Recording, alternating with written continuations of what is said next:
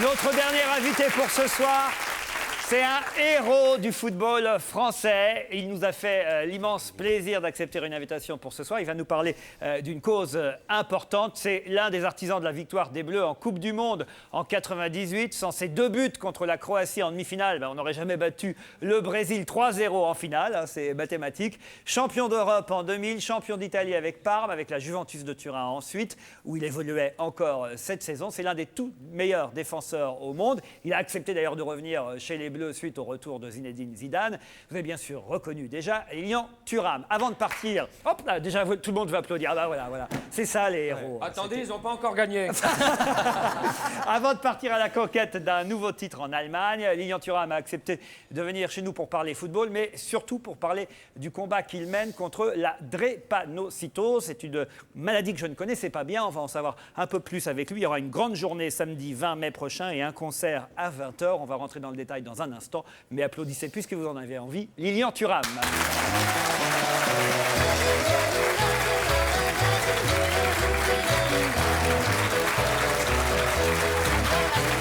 Bonjour, bienvenue, merci.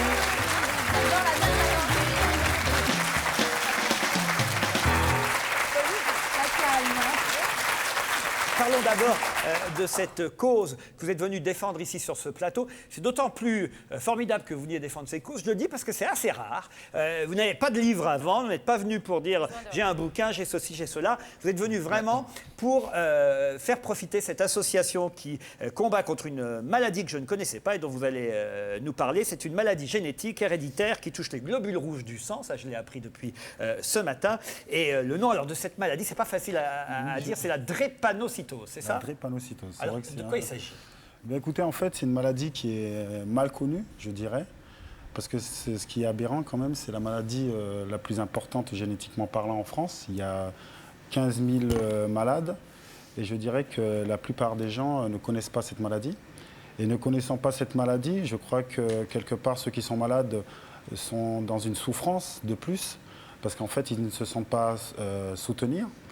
Et je dirais qu'en fait, mon rôle, parce que si j'ai été choisi, c'est avant tout parce que je suis joueur de foot et Lilian Thuram, bien entendu, pour essayer de sortir de l'ombre cette maladie et en fait sensibiliser les gens pour récolter des fonds et aider ces jeunes ou moins jeunes malades pour qu'ils sachent qu'il y a des gens qui pensent à eux et qu'il y a des docteurs qui essaient de trouver des réponses à leur maladie. Jean-Bernard, sur ce sujet ? La question que je voulais vous poser, c'était comme c'est une maladie génétique, il y a en France la plus grande collecte pour les maladies génétiques, qui est le Téléthon. Je voulais savoir si vous en touchiez, enfin pas vous, mais si l'association dont vous occupez touchait une partie, ce qui serait tout à fait normal. On va donner le nom, d'ailleurs, l'Organisation internationale de lutte contre la drépanocytose, l'OILD. Et en fin d'émission, pour que les téléspectateurs aient le temps de prendre stylo et tout ce qu'il faut, on fera apparaître sur l'écran l'adresse et où on peut verser des dons éventuellement. Voilà. Pour répondre à Jean-Bernard ? Écoutez, je dois avouer que je ne sais pas exactement, mais je crois que, en fait, tout n'est pas fait à la hauteur de cette maladie. Ça, c'est sûr. En tout cas, cette organisation internationale de lutte contre la drépanocytose, on va bien finir par connaître ce nom, hein, et c'est un vrai exercice d'articulation pour un animateur. Cette association, cette organisation prépare une grande journée, donc samedi prochain, 20 mai. Vous aurez dans la salle Eurosite qui se trouve rue de la Fontaine au Roi, dans le 11e arrondissement métro République, toute une journée d'information avec des débats, des médecins qui répondront aux questions, et puis un concert de solidarité. On va peut-être revoir l'affiche samedi soir, un concert qui a lieu au Triptyque de 20h à 23h. Voilà, le Triptyque, et c'est le Triptyque dans le 2e arrondissement de Paris. Ce sera rue Montmartre. Voilà, 142 rue Montmartre. Pourquoi vous avoir choisi quand même cette cause ? Parce que j'imagine que vous êtes très sollicité. Tous les footballeurs ont une cause. Non mais c'est vrai, j'imagine que toutes les semaines, il y a une association ou une autre qui vient dire « Monsieur Thuram, est-ce que vous ne voulez pas nous donner un coup de main ?» Alors pourquoi avoir choisi celle-là plus qu'une autre ? Écoutez, je crois que c'est des rencontres. Je crois que la présidente, je dirais que vu son acharnement à la... Vous avez travaillé au corps ? Voilà, disons que j'avais plus le choix. Elle vous a même fait venir ici, alors c'est vous dire qu'elle est persuasive. Donc, non, moi, pour parler sérieusement, je crois qu'à partir du moment, ce qui m'a touché, c'est qu'en fait, c'est l'invisibilité de cette maladie.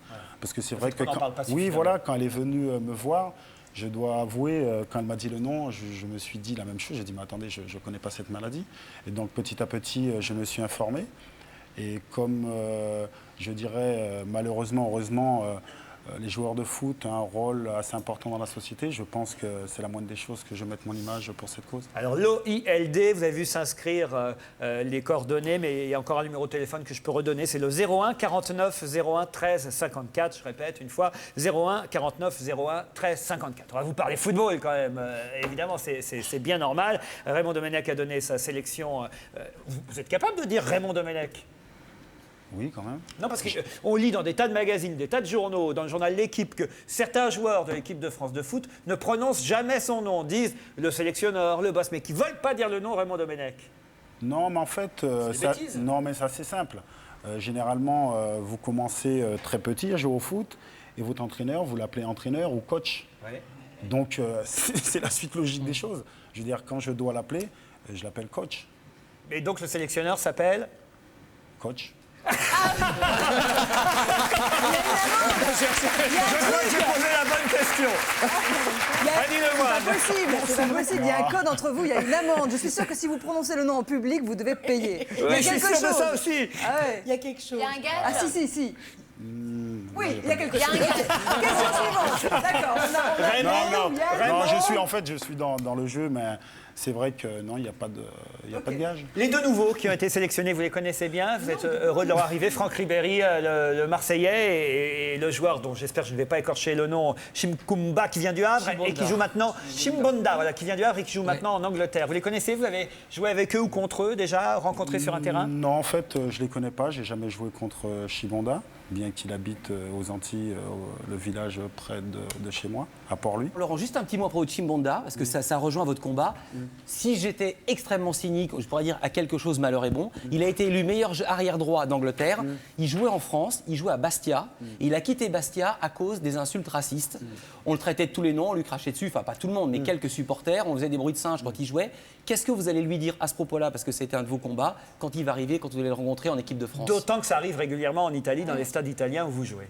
Pas pour vous forcément, mais pour d'autres joueurs. Ben écoutez, je pense qu'il n'y a pas grand-chose à dire. Je dirais que ces personnes-là sont dans une logique tout à fait compréhensible, malheureusement. Je dirais les gens qui sont racistes, ça vient de quelque chose. Je dirais c'est pas quelque chose qui tombe comme ça des nues. Je dirais c'est lié à toute une histoire. Et malheureusement, eux sont encore dans cette histoire-là et pensent qu'il y a encore peut-être une hiérarchie des races. Mais c'est pas un hasard. Vous savez, si les gens vous fait des bruits de singe ou envoient des pots de banane aux joueurs à l'époque de Antoine Bell, c'est qu'il y a... À Marseille, oui. Voilà, c'est un lien. Donc, je veux dire, à partir du moment où on sait que c'est un lien, pour combattre le racisme, il faut simplement une éducation adaptée. Mais qu'est-ce que vous allez lui dire à lui? Vous allez dire n'écoute pas, ou vous allez lui dire rebelle-toi? Ben écoutez, je ne pense pas qu'il faut se rebeller. Il faut simplement se mettre dans une attitude pour ne pas souffrir du racisme, tout simplement. Parce que je pense que ceux qui sont racistes, ils sont, comme je vous ai dit, dans une logique. Et en fait, c'est eux qui souffrent parce qu'ils n'ont pas compris en fait, le mouvement perpétuel, je dirais, de la société qui fait que c'est un brassage de population et depuis de tout temps. Et ça ne va pas s'arrêter là. Alors ce soir, il y a un match ici à Paris, au Stade de France, qui va opposer donc pour cette finale de la Coupe européenne, la plus importante des Coupes européennes, Barcelone à Arsenal. Alors vous, votre club favori des deux, c'est lequel d'abord? Mais écoutez, je dirais Arsenal, bien sûr, parce qu'il y a pas mal de joueurs français. Il y a un entraîneur que j'estime énormément. Parce il n'a pas dit que son nom non plus, hein, il a dit un entraîneur. Arsène Wenger. C'est pas Raymond Domenech. Mais... non, disons que cet entraîneur qui a eu confiance en moi, parce qu'en fait c'est lui qui m'a fait débuter à l'AS Monaco en première division. Christophe Alévêque. J'aime beaucoup Lilian Thuram. C'est un footballeur engagé, ce qui est quand même rare chez les footballeurs. On entend plutôt sélectionné, recruté, blessé. Là, engagé, ça fait du bien. Je voulais vous poser une question. Quand vous avez rencontré Nicolas Sarkozy, à mon avis, à mon avis, vous n'auriez pas dû y aller. Mais au sujet des soldes sur les Karcher en banlieue, vous êtes sorti de l'entretien un peu abasourdi. Est-ce qu'il fait semblant de ne pas comprendre ou est-ce qu'il ne comprend pas ce qu'il a dit? Parce que tout était calculé, son vocabulaire, les mots, tout était choisi. Mais écoutez, je ne sais pas si ça a été calculé. Je ne dirais pas ça. J'espère que ça n'a pas été calculé. Ben, je dirais que, si vous voulez, enfin, comment j'explique la chose, hein, je ne dis pas que j'ai raison. Je dirais que malheureusement, je crois que le discours qu'il a tenu a apporté à des conséquences assez graves. Et je crois que malheureusement, comment ça s'est terminé lui a peut-être donné raison dans la façon de gérer les choses.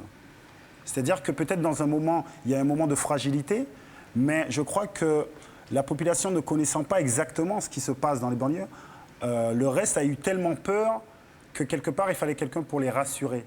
Et ils se sont sentis rassurés. À partir du moment où les gens se sont sentis rassurés, donc quelque part, les gens ont dit qu'il a eu raison par le comportement. Ça s'appelle de la manipulation, ça. Je dirais que les gens n'ont peut-être pas, je dirais, les éléments pour comprendre ce qui se passe exactement dans les banlieues. Parce qu'en fait, il faut simplement savoir que ce qui s'était passé après la mort de ces 2 jeunes garçons, c'est des choses qui sont passées avant. Je dirais les émeutes sont toujours reliées à un problème des jeunes qui se sentent quelque part agressés par la police.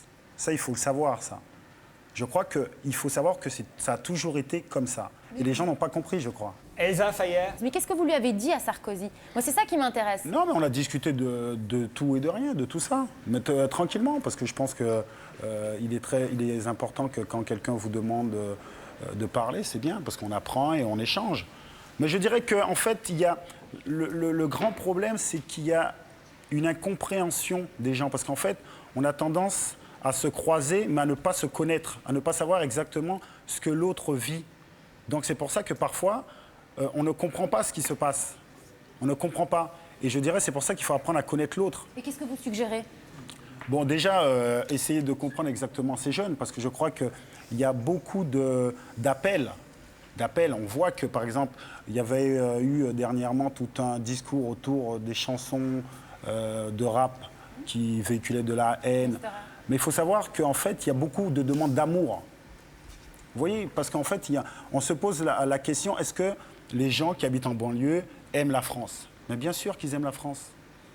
Bien sûr. Ils veulent que la France les aime. Donc c'est déjà compris. Voilà, mais c'est ça qui est...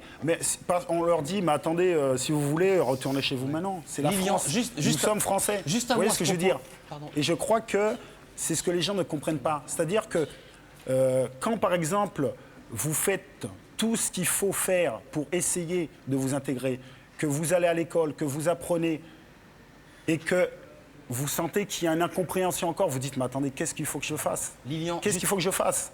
Et donc, il y a beaucoup d'amour. Mais le problème, c'est qu'on a tendance, où la manipulation, elle est précise, c'est qu'on a tendance à donner une image toujours très restrictive de la banlieue. D'accord. Juste une image qui frappe à ce propos d'aimer la France. Pourquoi vous ne chantez pas la Marseillaise? Il connaît pas les paroles. Non mais c'est sérieux ou pas? Il chante la Marseillaise. Non, et les footballeurs, ils sont comme ça, et ils sont avec les bouches fermées. Et on Ah, entend je la pensais que Marseillaise qui défile. Et ils sont comme ça. Et il y a des gros plans sur les joueurs, la bouche fermée. Mais il n'y a pas Et que je me lui, souviens... donc. Non, c'était un vous collectif. Et je me Ah, souviens ok. très bien qu'il y a 20 ans, 30 ans, les joueurs chantaient la Marseillaise. Mais écoutez, de toute façon, c'est une... vous savez, c'est une sensibilité. Parce que vous regardez d'autres pays, il y en a qui ne chantent pas leur hymne national. Mais je pense que... Non, je ne vous critique pas, je vous demande pour quelle raison. mais, de toute façon, chanter la Marseillaise, ça ne veut pas dire qu'on aime son pays ou on déteste son pays, ça ne veut rien dire. C'est là le problème, Vous c'est vous levez qu'on plus s'attache... facilement pour Danette ou pour la Marseillaise? On s'attache à des choses qui sont... on s'attache à des choses qui ne sont pas importantes, vous voyez? Être français, c'est pas chanter la Marseillaise. Je vous ai pas dit ça, je Non, vous non, demandais non, mais juste je- pour quelle raison vous ne le faisiez pas. Je vous ai pas dit que c'était le mais parangon de la chaque... francitude. Non, parce qu'en fait, il y a quelqu'un qui avait dit, ouais, ils chantent pas la Marseillaise, donc ils ne sont pas français. Au C'est championnat pour ça d'Europe. quand vous disiez... Comment? Voilà. Oui, parce qu'ils disaient tu l'aimes ou tu la quittes. Donc j'ai bien pensé à ceux qui disaient tu l'aimes ou tu la quittes, qui vous reprochaient de ne pas chanter la Marseillaise. J'enchaîne. Non, même ça aussi, on pourrait discuter sur tu l'aimes ou tu la quittes. Oui, c'est discutable en effet. Qu'est-ce que ça veut dire?